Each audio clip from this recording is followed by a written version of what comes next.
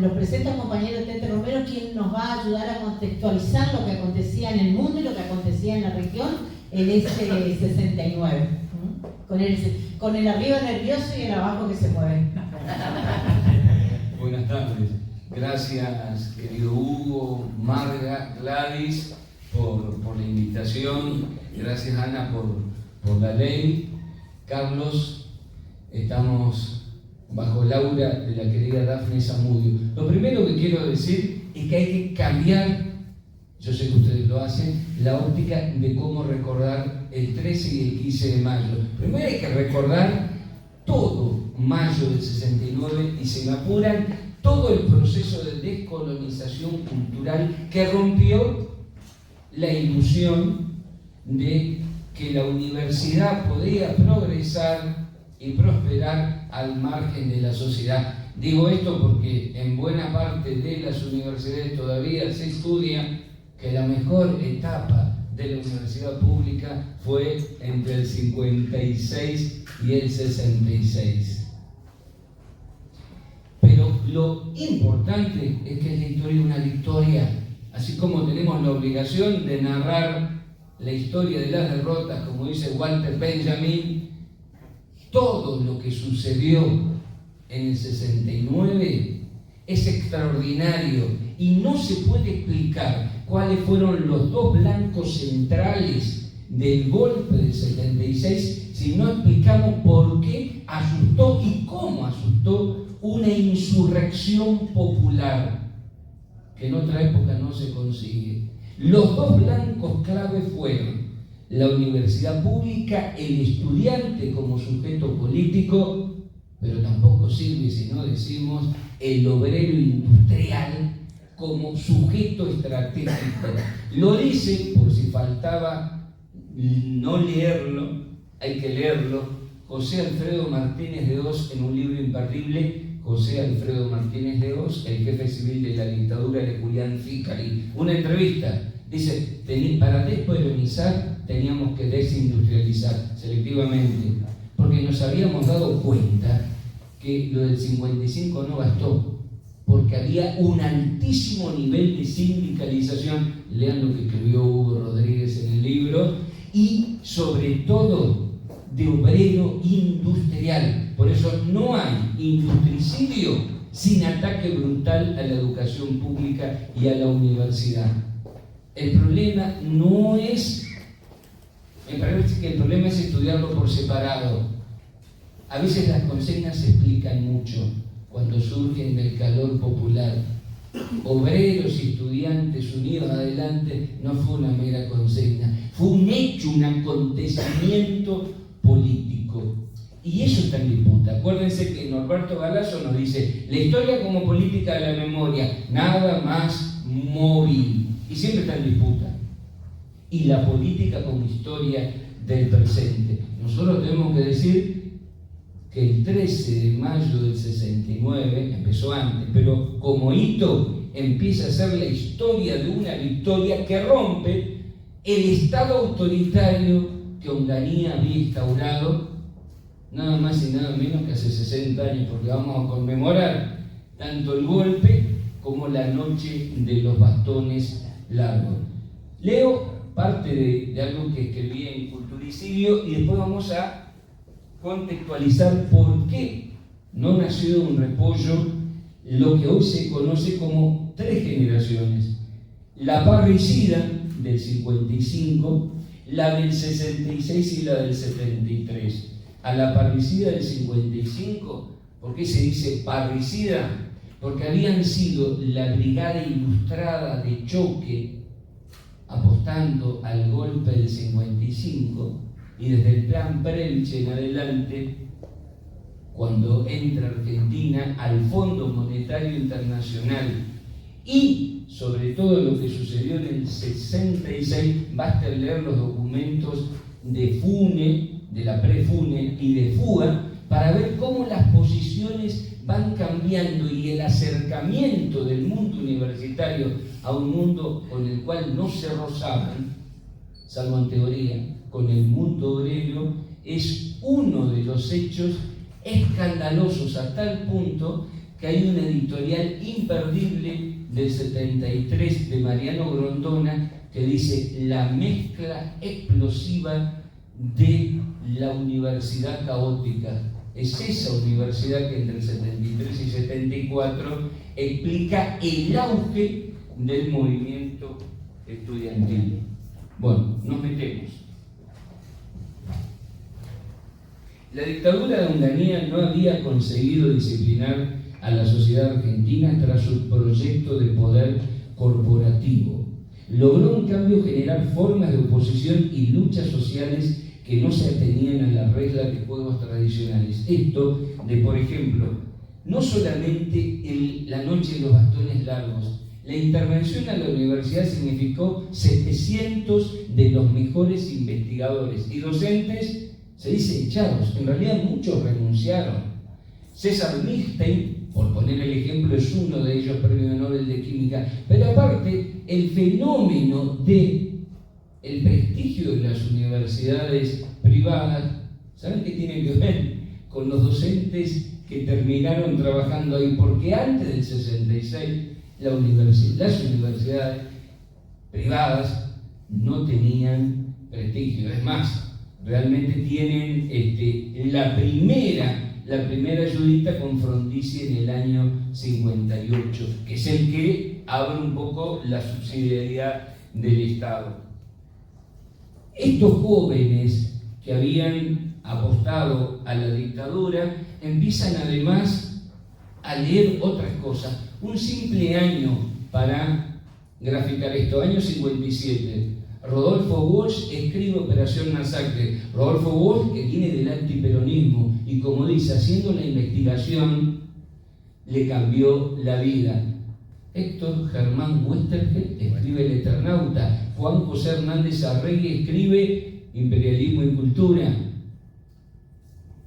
Y por si faltaba algo, en ese mismo año 57 están escribiendo Scalabrini y Ortiz, están escribiendo el colorado Abelardo Ramos, un texto que se llama Civilización y Barbarie. Es sumamente importante este proceso de descolonización, porque además hay hechos en el mundo que son sumamente importantes. Se estudia como el despertar ideológico de la juventud argentina, pero también de la juventud mundial. Concilio Vaticano II en 1962. Se suele decir que se dejó de dictar misa en latín, pero en realidad con la irrupción de Juan XXIII aparece otra concepción de la Iglesia, los curas tercermundistas, la teología de la liberación. 1963, el nuevo cancionero, también conocido como Movimiento del Nuevo Cancionero, Mercedes Sosa, Armando Tejada Gómez, que revitalizan un folclore que venía siendo bastante conservador. Ahí hay un viraje.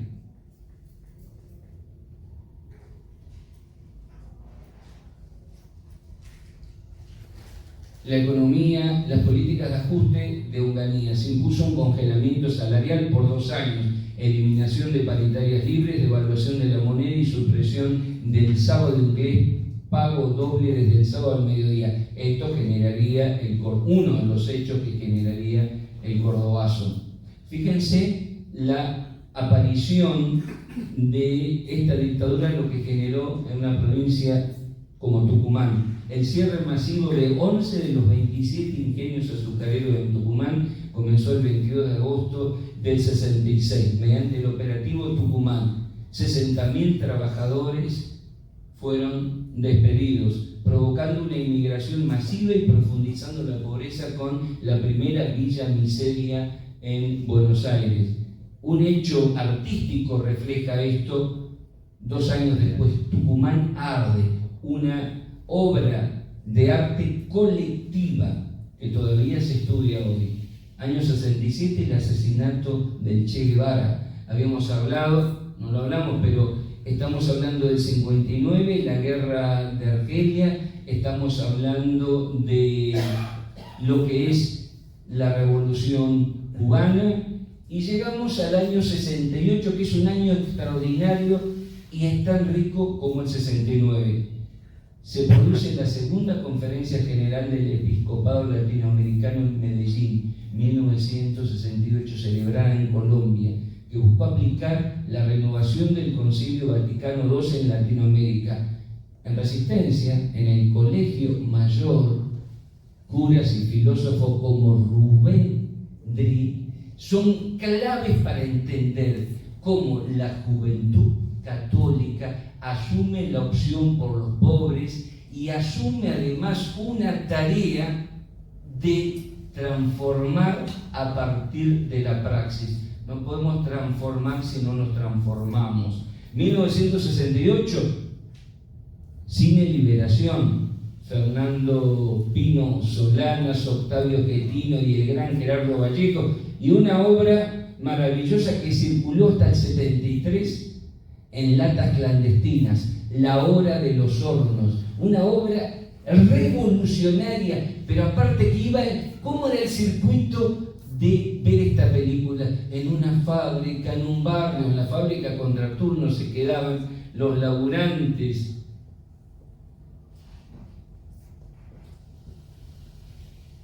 El grupo Espartaco en las artes visuales, cuyo representante más claro es Ricardo Carpani. 1968 fue el año fundacional del rock nacional argentino, consolidándose en el 67 con La Balsa, ¿se acuerdan?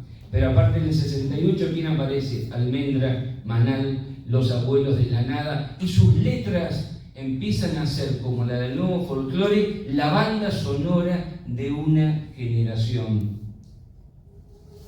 Tenemos además como producción latinoamericana, esto yo sé que lo estudiás y lo das, Ana, la teoría de la dependencia.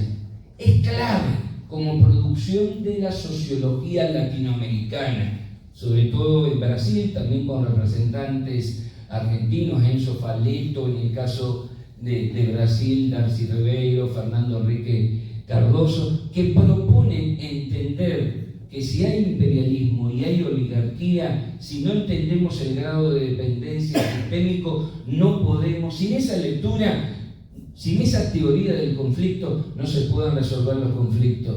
Clave entender que la dictadura del 76 nos dejó sin esa teoría. No se podía hablar ni de imperialismo ni de oligarquía, y la consigna era democracia, autoritarismo. ¿Qué te pasa cuando seguís teniendo conflictos pero te impugnan una teoría? Y además, miren, 1 de mayo del 68, la CGT de los argentinos, la proclama del 1 de mayo del 68 es revolucionaria. Y ahí estaba Rodolfo Walsh como un intelectual orgánico de este lado del mundo. México, generalmente hablamos más del mayo francés que del mayo del 68 de México. Fue un hito social contra el autoritarismo gubernamental que buscaba mayor democracia y libertades civiles. 2 de octubre en Tlatelolco, el movimiento tuvo una represión tremenda, pero quedó instalado un movimiento muy fuerte en contra de Gustavo Díaz Ordaz. Bueno, ya lo conocemos más al mayo francés, pero el mayo francés es una isla en el marco de un proceso político que no germinó, porque fue más estudiantil que obrero. Por eso no hay que disociar los procesos que se van realizando de modo simultáneo.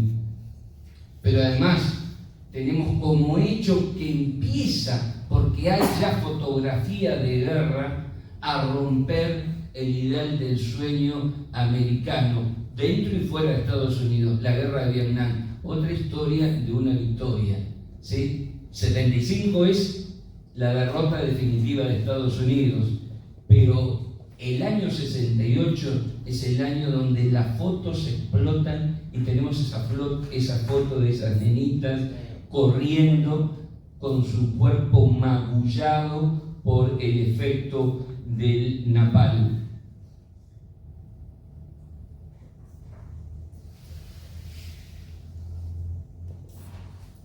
Ese es el año 68. Entonces tenemos una ruptura en la iglesia, una ruptura en el arte, una ruptura educativa. Eudeva, la editorial más importante junto con el Centro Editor de América Latina, iba reflejando, porque ¿se acuerdan los libros capítulos que aparte se compraron en los kioscos? Había una enciclopedia para la nueva pedagogía, una enciclopedia de la nueva literatura, una enciclopedia de las nuevas ciencias sociales. ¿Qué se iba forjando? La educación sentimental de un sujeto que no podía concebir el conocimiento sin pensarlo como un instrumento de transformación de la realidad. Y eso se hacía en la calle, porque también es bueno decir que la resistencia peronista, el surgimiento luego a partir de estos libros que decía de Hernández Arregui, del Colorado Abelardo Ramos, con la izquierda nacional, iban planteando esto. No se podía, no había juventud que no fuera revolucionaria en esos momentos, porque el ideario era la revolución y no puede explicarse el surgimiento de la lucha armada si no pensamos que a dos generaciones le habían vedado absolutamente su participación política, 18 años de conscripción y el genocidio del bombardeo de la Plaza de Mayo. El primer grupo terrorista en Argentina mete un caño en un subte en abril del 53 y mata a 20 personas. ¿Sí? No fue un hecho aislado lo del bombardeo de Plaza de Mayo. Cerramos brevemente esto. Cuando llegamos, porque después lo va a explicar muchísimo mejor Hugo, cuando llegamos al 13 de mayo del 69, había ya desde el 66, y porque ya estaba la doctrina de seguridad nacional en todos los documentos que la dictadura de Onganía iba produciendo, esto que luego la dictadura del 76 lo diría. Hay una batalla cultural que se libra en las universidades, otra en la formación de los obreros díscolos. Nosotros llamaríamos de las estructuras de Bandor, de Alonso, de los acuerdistas. Esto es sumamente clave. Llegamos a mayo del 69 y tenían que hacer dos cosas. El comedor universitario no era solamente el lugar donde se comía, era el lugar del debate, era el lugar de la producción de acuerdos y de conocimientos. Si no se recupera eso, si no se cuenta lo que fue el comedor universitario, van a decir, sí, estaban jugando con la comida. Era mucho más. Estaban buscando aislar, separar a un sujeto social que además se estaba animando a construir en la calle la unidad obrero estudiantil. Muchas gracias.